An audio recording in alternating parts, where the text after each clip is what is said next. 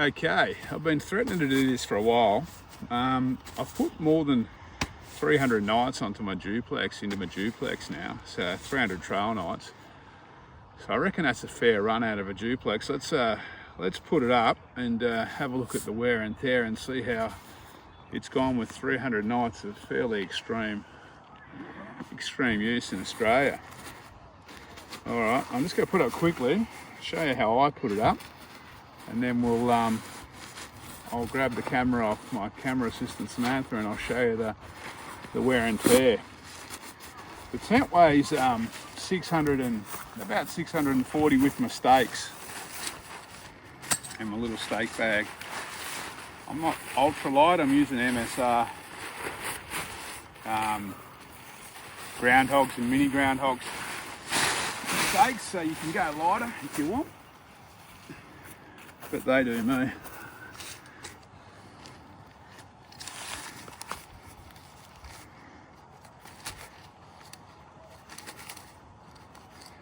Can't even get them out of the bag now.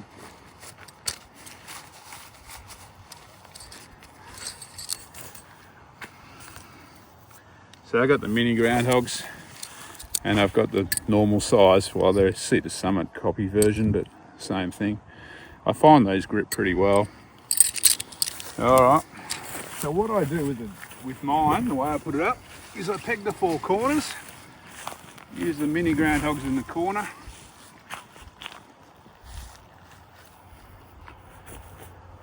Feel free to fast forward through this if you just want to get to the wear and tear issues. Now when I peg it, I don't peg it real tight because I've got to get the poles under it. So I'll give myself a little bit of slack on the four corners.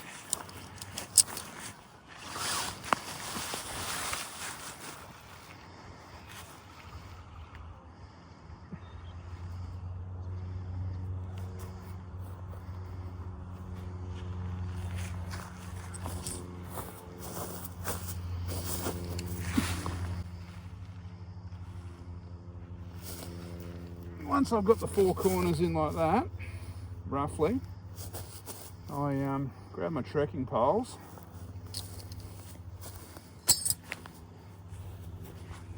which I have set to a metre 21. Stick them in the little pocket here.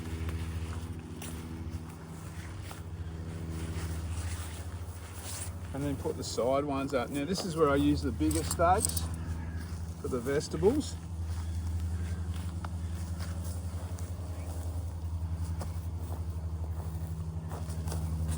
Put the other side up.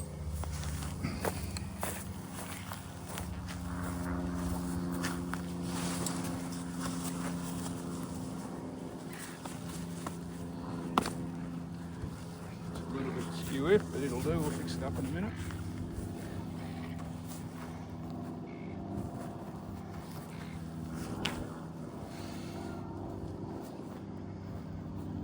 Okay, once I've got it up roughly like that, then you just kind of straighten it up a bit. Tension it out, pull that one out a bit. Pull this one down a bit.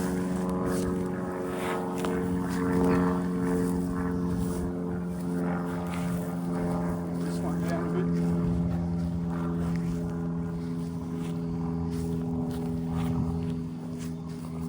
That's pretty close.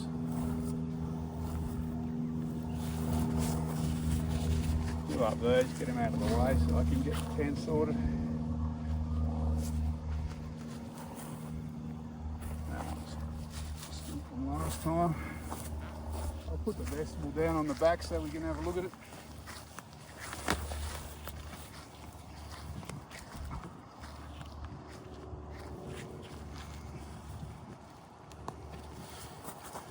Now this is an old model duplex. The new ones you can get the zipper, which I'd probably recommend because these toggles are a little bit fiddly, particularly if you're in the tent.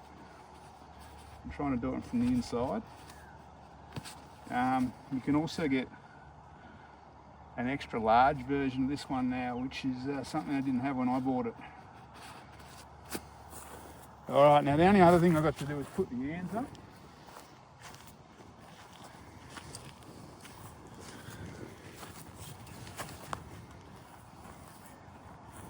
Now, you'll notice the ends are a little bit different. They've got that little black plastic hood. That's why I put some sticks under this to give myself a bit more headroom and toe room.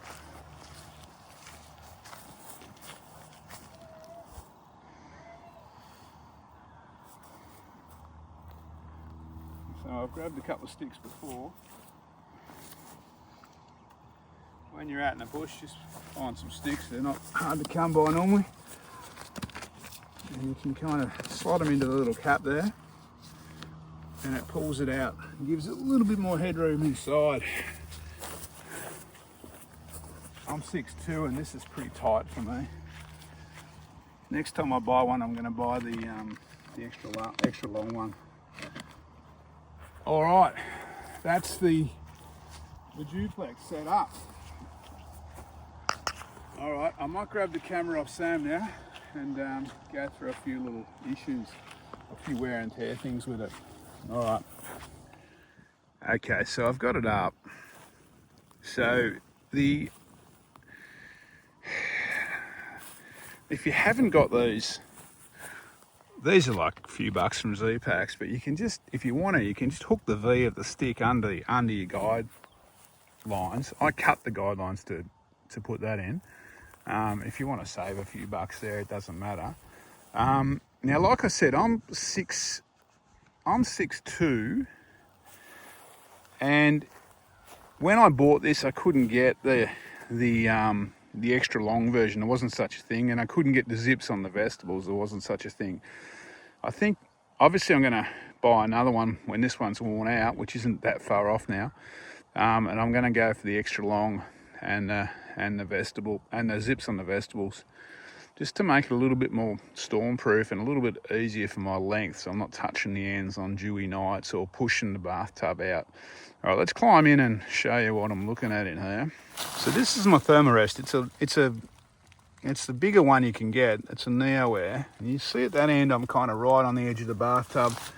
Down that end, I'm pretty much right at the edge of the bathtub. Now with these single skin tents, the condensation you don't want the condensation running down inside the bathtub.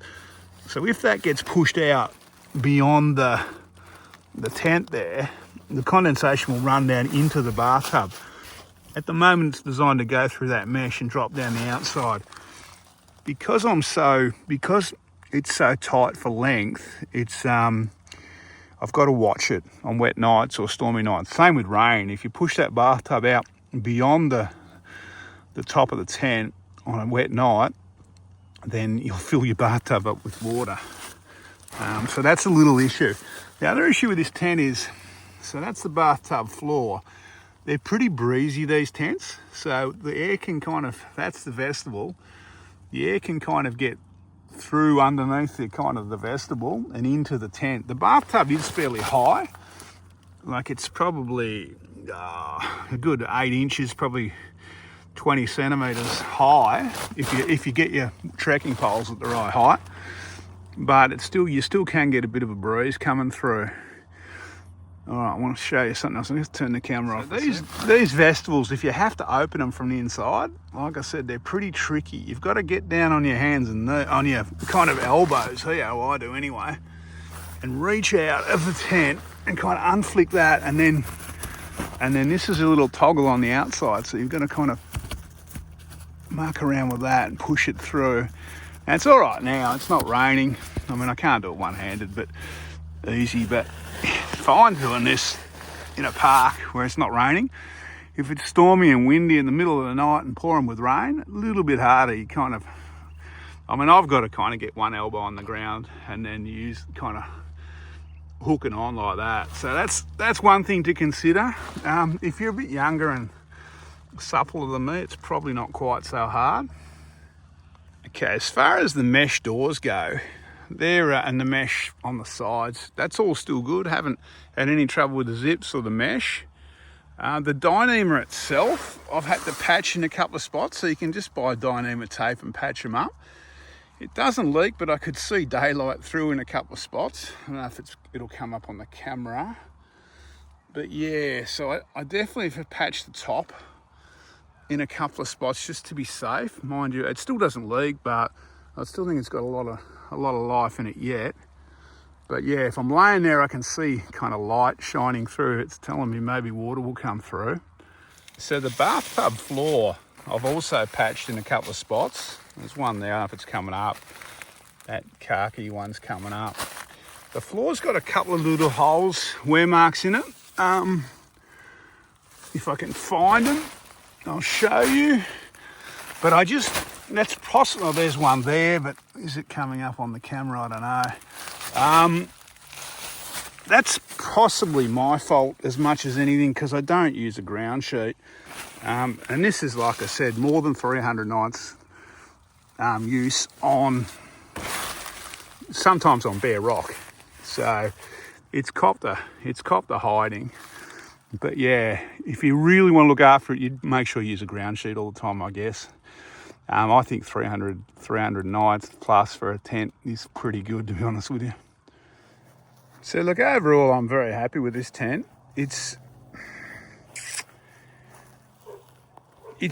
Achilles heel is wind, but I find if you pitch it well, take care in your pitch, keep it taut, it's a lot more sturdy than you'd imagine.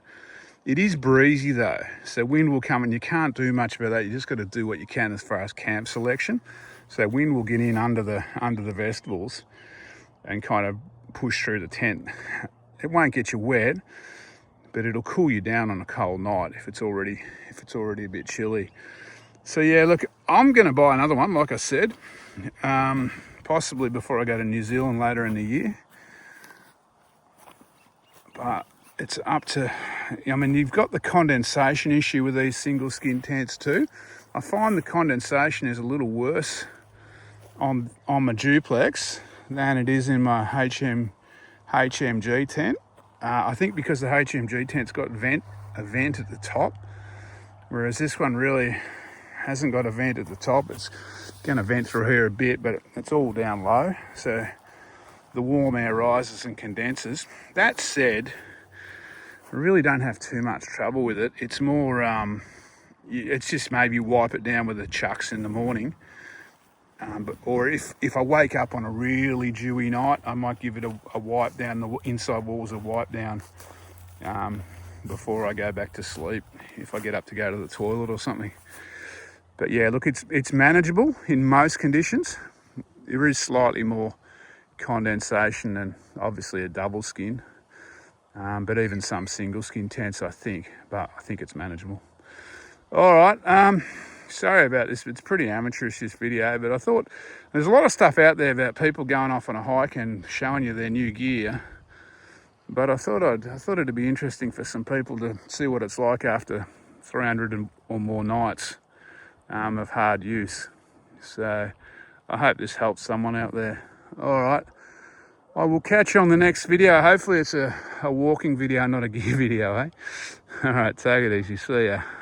Actually, before I go, I'm just wandering back to the house. I just sort of talk about condensation a little bit and water. So if you haven't used a Dyneema tent before, the Dyneema doesn't actually absorb or soak in water. So at the end of the night, if it's been raining, outside of your tent's kind of got water on it, you just shake it a bit, or shake the crap out of it, and 90% of the water will shake off. It doesn't kind of weigh a ton like your sil nylon tents used to back in the day, or still do if you're still using them. So that's one advantage of Dyneema. So yeah, the other thing is it dries fairly quickly, I've found. So I mean, if I can stop during the day and put it up to dry it out, I will. Or just lay it out in the ground, I will. But I find as soon as I get to camp within about half hour of daylight, it pretty well, and there's a bit of a breeze, it'll definitely dry out before you kind of throw your mat and your quilt in the next night. So yeah, just keep that in mind. But it does require, because of the single skin, it does require a little bit more managing. Anyway, like I said before, I hope this video is helpful to someone. I'll catch you next time.